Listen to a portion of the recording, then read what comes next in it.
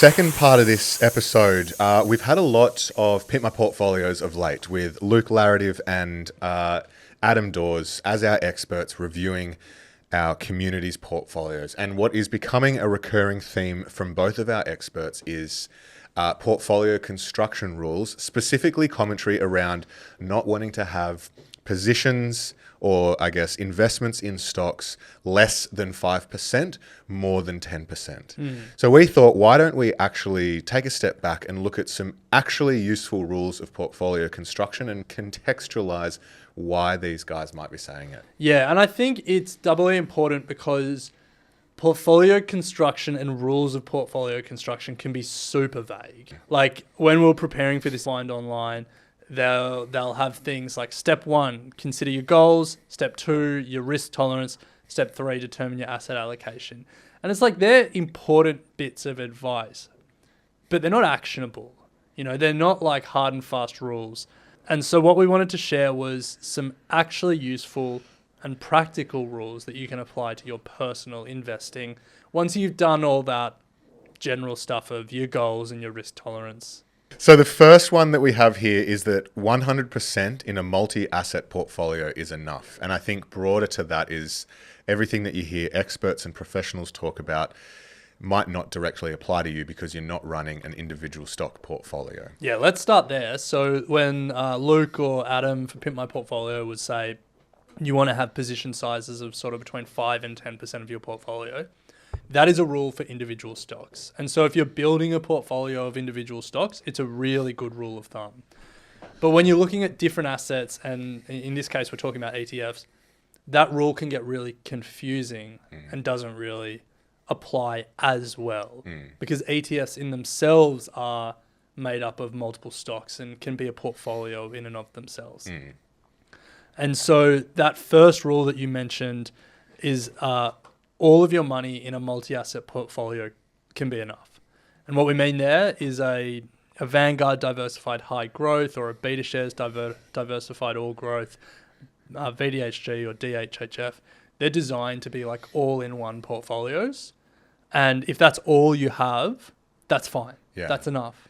And so don't worry about professional managers saying no more than 5 or 10% of your money in any one thing, because those multi-asset ETFs and the portfolio for you. Yeah. All the principles that go into portfolio construction, like rebalancing, diversification, like, you know, these products do that all for you. So rule number 1, 100% in a multi-asset portfolio is enough. Rule number 2, or useful rule number 2, diversification and weighting rules don't apply to ETFs. You kind of alluded to it there, Ren, but when we're hearing our experts say 5% or 10%, obviously I'm not sitting there going, oh, I've got 35% in an S&P 500. I need to be dropping that down to 5%. Yeah. Because ETFs by their nature are diversified, and for that reason, you're not needing to be worried about concentration risk. Yeah. Now I'm just imagining someone clipping you saying they don't apply to ETFs, and the principles still apply. You know, like diversification is important. It's just that like these products are already diversified in some ways, and then it's, you know, like for example, the ASX 200 is a diversified portfolio across different sectors and industries and stuff like that. It's just not geographically diversified. So then you want to add geographic diversification. Yes. But yeah, it's just like there are all these hard and fast old school fund manager rules that don't quite apply in the same way to ETFs. Number 3, Vanguard founder John Bogle, he advocated using 120 minus one's age to determine equity allocation. So what he's saying here is if you're thinking about how much exposure should I have to equities versus other asset classes, his rule of thumb, 120 minus one's age. So for me, that would be 120 minus 33, so 87% to equities is what he's suggesting. Yeah. For me, 120 minus 31, yes, I am a little younger than you, 89% to equities. Yeah.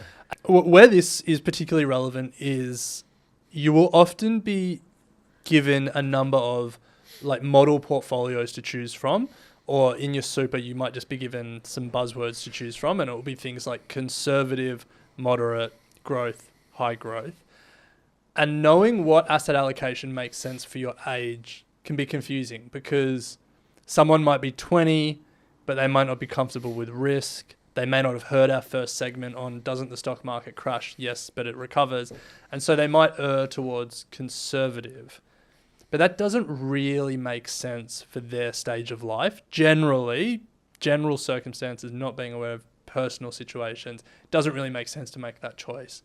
And so this rule of thumb by John Bogle is a way to, I guess, inform that choice. Yeah. So, if, you're sort of our parents' age and you're 60, you say 120 minus 60, you might have 60% weighting towards equities. So that's a lot more conservative. If you're, in your retirement Warren Buffett, and you're 80, you might have 40% towards equities. In some ways, it feels a little aggressive still, doesn't it? It does, yeah. I've also seen this rule of just 100 minus your age. Yeah, seems a bit better if you're in the 80s, 20% to equities. That seems a bit better, yeah. But to be honest, the John Bogle style of the rule works better when you're our age. Yes, yeah. Because I wouldn't be saying 100 minus 31. I wouldn't be saying 69% No, allocation to no. equities. Anyway, it's just a good rule of thumb to start thinking about how your asset allocation should sit based on how many decades you've got where you are left. in life. Yeah. And then finally, for individual stocks, something that has really shone through doing Pimp My Portfolio is we've all, at various points in time, put a little bit of money here, a little bit of money there, and ended up with a bit of a accumulation of stocks. There is some academic research that shows the benefits of diversification actually start to erode after you have 15 to 20 stocks in your portfolio. Now, again, this is for individual stocks, not talking ETFs. But yeah, something to keep in mind if you are building out an individual portfolio. The risk I guess the benefit of diversification deteriorates as you start moving beyond 20 stocks. Yeah. So there are 4 rules, depending on different portfolios, that you can, I guess, apply to your own thinking. Because it's not one size fits all, but to start at the top, if you're just dollar cost averaging into one of those multi-asset pre-prepared portfolios, don't worry about the rules saying you need no more than 10% in one thing. You can just that can be your whole portfolio, because it is designed to be a whole portfolio. Secondly, ETFs are different to stocks, and so different diversification and weighting rules can apply. Again, that 10% max, 5% minimum rule is the one that we're really pointing to there and saying, don't worry so much about that. Thirdly, this 120 minus your age to think about asset allocation. And then finally, if you're building an individual stock portfolio, you don't want to become a collector and have 50 lines in your portfolio. The benefits of diversification are eroded after sort of 20 positions. Equity line. I will say this about investing. Everything you do learn is cumulative. What I learned at 20 is useful. Equity.